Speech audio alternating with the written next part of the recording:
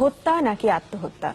সারা জাগানো চিত্রনায়ক সালমান শাহর মৃত্যুর ২১ বছরেও মীমাংসা হয়নি এই রহস্যের। আর এই অবস্থায় নতুন করে বোমা ফাটালেন হত্যা মামলার ২ নম্বর আসামি রুবি সুলতানা, যিনি সালমান শাহর স্ত্রী সামিরার মামি। ফেসবুকে দেয়া এক ভিডিও বার্তায় তিনি বলেছেন, আত্মহত্যা নয়, সালমান শাহকে হত্যা করা হয়েছে, যার সাথে জড়িত সামিরার পরিবারের লোকজন।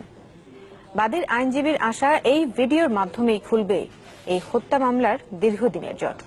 নাজমুল আলম রানার রিপোর্ট। পূর্ণদৈর্ঘ্যের চলচ্চিত্রের স্বল্পদৈর্ঘ্য ক্যারিয়ার। ও আমার বন্ধু গো, চিরসাথী পথ চলা, তোমার জন্য গড়েছি আমি মঞ্জিল ভালোবাসা। ৩ বছর ৫ মাস ১২ দিন, এই স্বল্প সময় দেশ কাঁপিয়েছেন বাংলা চলচ্চিত্রের ক্ষণজন্মা নায়ক সালমান শাহ। প্রবল জনপ্রিয়তার তুঙ্গে থাকা এই নায়ক ১৯৯৬ সালের ৬ সেপ্টেম্বর মাত্র ২৫ বছর বয়সেই পাড়ি জমান না ফেরার দেশে। নিজ বাসায় মেলে তার মরদেহ। পরে পরিবার হত্যা মামলা করলেও সালমানের মৃত্যু হত্যা নাকি আত্মহত্যা, সে বিতর্কের ফয়সালা হয়নি আজও। যদিও মা নীলা চৌধুরী বরাবরই দাবি করে আসছেন, স্ত্রী সামিরা সহ শ্বশুরবাড়ির লোকজনই হত্যা করেছে তার ছেলেকে। আমি নিঃস্ব, আমি সব শেষ হয়ে গেছে আমার, কিন্তু আমার জানার অধিকার আছে। আমি শেষ পর্যন্ত আমৃত্যু যতদিন বেঁচে থাকবো আমি বিচারের চাবি চেয়ে যাব। আমি প্রয়োজন হলে আমি বিদেশে আন্তর্জাতিক আদালতে আমি যাব। এবার সেই রহস্যে স্পটলাইট ফেললেন সালমান শাহ হত্যা মামলার ২ নম্বর আসামি রুবি সুলতানা, সম্পর্কে যিনি সালমানের স্ত্রী সামিনার মামি। নিজের ফেসবুক পেজে এক ভিডিও বার্তায় তিনি বলেন, আত্মহত্যা নয়, হত্যা করা হয়েছে সালমান শাহকে, যার সাথে জড়িত সামিরার পরিবারের লোকজনই। সালমান শাহ ইমন আত্মহত্যা করে নাই, ইমনের সামিরা, আমার হাজবেন্ড ও সামিরার সমস্ত ফ্যামিলি সবাই মিলে খুন করছে।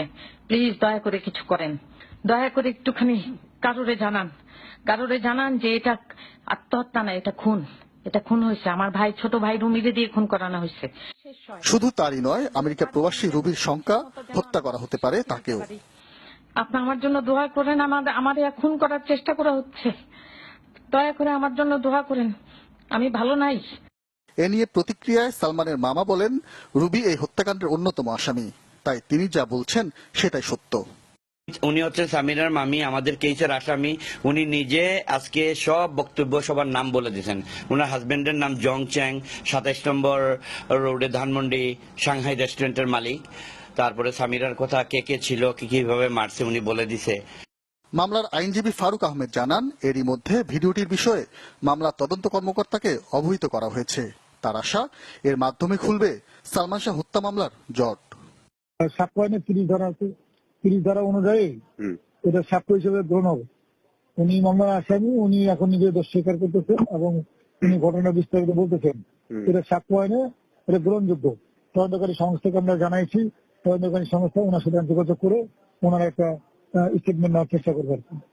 ২ দশক ধরে অন্ধকারে থাকা প্রিয় নায়কের মৃত্যু রহস্য এবার উন্মোচিত হবে, এমনটাই প্রত্যাশা সবার। নাজমুল আলম রানা, চ্যানেল 24, ঢাকা।